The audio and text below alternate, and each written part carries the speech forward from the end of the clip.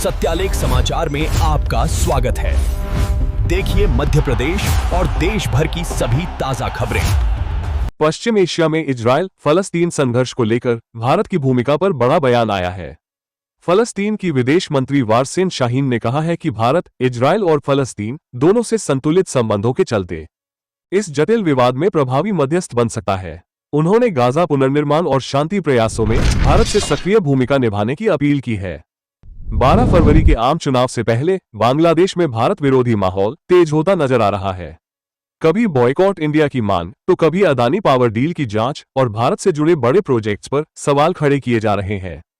ऐसे में चर्चा है कि क्या बांग्लादेश भारत के साथ 25 साल का पावर कॉन्ट्रैक्ट तोड़ने की तैयारी में है या ये सिर्फ चुनावी रणनीति है। शेख हसीना सरकार के पतन के बाद बदले सियासी समीकरणों में भारत को निशाना बनाना नई सत्ता के लिए आसान रास्ता माना जा रहा है। देहरादून के विकासनगर में पहचान पूछकर एक कश्मीरी युवक पर हमले का मामला सामने आया है। बुधवार शाम दुकान पर सामान खरीदने गए दानिश से नाम और धर्म पूछकर कथित तौर पर हमला किया गया। आरोप है कि कुछ लोगों ने लोहे की रॉड से पीटा, जिससे उसके सिर और हाथ में गंभीर चोटें आईं और हाथ फ्रैक्चर हो गया। दानिश दून अस्पताल में भर्ती है। पुलिस ने मामला दर्ज कर 2 आरोपियों को गिरफ्तार कर लिया है। घटना ने देश भर में चिंता बढ़ाई है।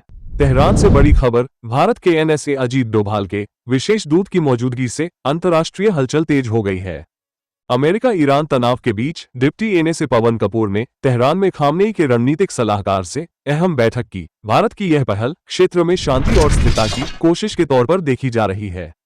देश की राजनीति में एक नई चिंता उभर रही है। युवा नेता तेजी से सक्रिय राजनीति से दूरी बना रहे हैं, जिससे कांग्रेस और बीजेपी जैसे दलों में मंथन तेज हो गया है। संगीत, सिनेमा और कॉमेडी की दुनिया की तरह राजनीति में भी क्विटिंग ट्रेंड दिख रहा है। सवाल यही है, क्या पार्टियां युवाओं को जोड़ने की रणनीति बदल पाएंगी? झारखंड के देवघर से बड़ी खबर, साइबर अपराध के खिलाफ पुलिस को बड़ी कामयाबी मिली है। पलाजोरी थाना क्षेत्र में छापेमारी कर 8 साइबर ठग गिरफ्तार किए गए हैं। आरोपी फोन पे यूजर्स और पीएम किसान योजना के लाभार्थियों को निशाना बनाते थे। पुलिस ने 14 मोबाइल फोन जब्त किए हैं। जांच जारी है।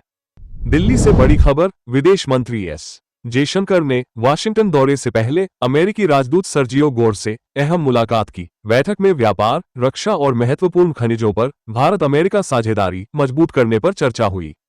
ये दौरा प्रस्तावित व्यापार समझौते और रणनीतिक सहयोग को नई गति देने वाला माना जा रहा है। साध्वी प्रेम बाइसा की मौत के बाद अस्पताल में हालात तनावपूर्ण हो गए। पोस्टमार्टम के दौरान सैकड़ों भक्त जमा हुए और निष्पक्ष जांच की मांग की। मौत को लेकर पिता और आश्रम पर सवाल उठ रहे हैं, जबकि पुलिस जांच में जुटी है। साध्वी का अंतिम संस्कार शुक्रवार को बालोतरा के परेव में होगा। अडानी पावर के तिमाही नतीजे सामने आ गए हैं। वित्त वर्ष 2025-26 की तीसरी तिमाही में कंपनी का मुनाफा 19% घटकर 2,479 करोड़ रुपये रहा। रेवेन्यू भी 9% गिरकर 12,451 करोड़ रुपये पर आ गया है। बढ़ती प्रतिस्पर्धा के बीच कंपनी लागत घटाने और दक्षता बढ़ाने पर फोकस कर रही है। T20 विश्व कप से पहले टीम इंडिया पूरे आत्मविश्वास में नजर आ रही है। पूर्व कोच रवि शास्त्री का कहना है कि भारत में खिताब बचाने की पूरी क्षमता है।